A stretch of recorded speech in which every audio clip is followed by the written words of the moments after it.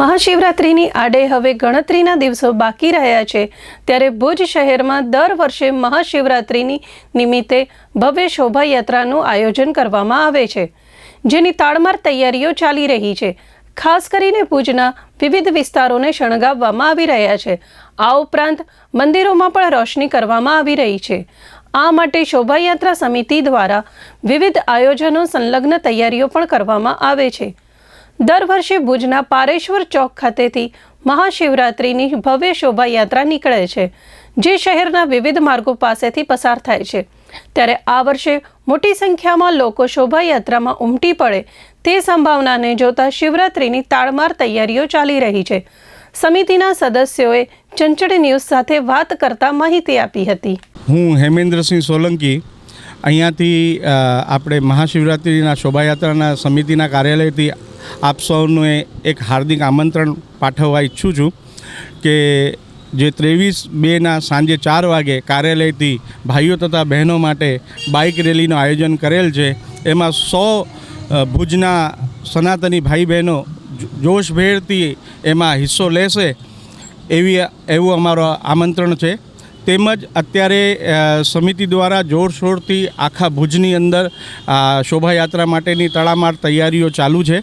અને જેમાં આપણે આખા ભુજ શહેરને આપણે જોઈએ તો કેસરી રંગમાં રંગાઈ ગયો છે એવી ધજાઓ આપણે બધા જોઈ શકીએ છીએ।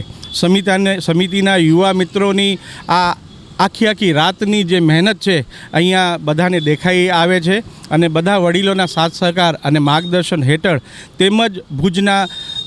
સમસ્ત સમાજના આગેવાનો તેમજ રાજનીતિક આગેવાનો આમાં જોશભેર જોડાઈ રહ્યા છે અને એ બધાના માર્ગદર્શન અને સાથ સહકારથી આપણે જેટલા પણ મુખ્ય સ્થળો છે બધી જ જગ્યા આમંત્રણ માટેના હોર્ડિંગ્સ લગાડ્યા છે અને દર વખતની જેમ આજે જે વર્ષોથી ચીલો ચાલુ છે એમાં મહાશિવરાત્રિની શોભાયાત્રામાં જે ભુજની સનાતની સેવાભાવી સંસ્થાઓ જોડાય છે અને જે ભુજના નગરવાસીઓ જોડાય છે એવી જ રીતે આ વખતે પણ બહુળય સંખ્યામાં આ શોભાયાત્રામાં જોડાઈ અને આ શોભાયાત્રાની જે શોભા વધારશું અને જે આપણે 26/2ના મહાશિવરાત્રિના દિવસે સવારે પારેશ્વર ચોકમાંથી શોભાયાત્રા નીકળી શરૂ થઈ અને પછી વિવિધ માર્ગો ઉપર મુખ્ય માર્ગો ઉપર જઈ અને ઘણી બધી સંસ્થાઓના જેની અંદર ફ્લોટર પણ જોડાય છે અને આ વખતે કંઈક દર વર્ષે કરતે પણ કંઈક નવું અને વધુ માણવા જેવું થશે। તેમજ ઘણી બધી સંસ્થાઓ જે છે આમાં પોતાનું સાથ સહકાર આપી અલગ અલગ અમુક સ્થાનો ઉપર બધી જ જગ્યા આખા માર્ગ દરમિયાન સ્ટોલોનું પણ આયોજન કર્યો છે, જેનાથી શોભાયાત્રામાં જેટલા ભાવિકો જોડાઈ રહ્યા છે એમને કોઈ પણ રીતે જે છે ને પાણીની હોય કે ઠંડા પીણાની હોય કે નાસ્તા પાણીની જેટલી કોઈ વ્યવસ્થા હોઈ શકે, કોઈને ક્યાંય આડું જવું ન પડે અને બધાને પ્રસાદી રૂપે એ માણવા મળે એની પણ આયોજન છે।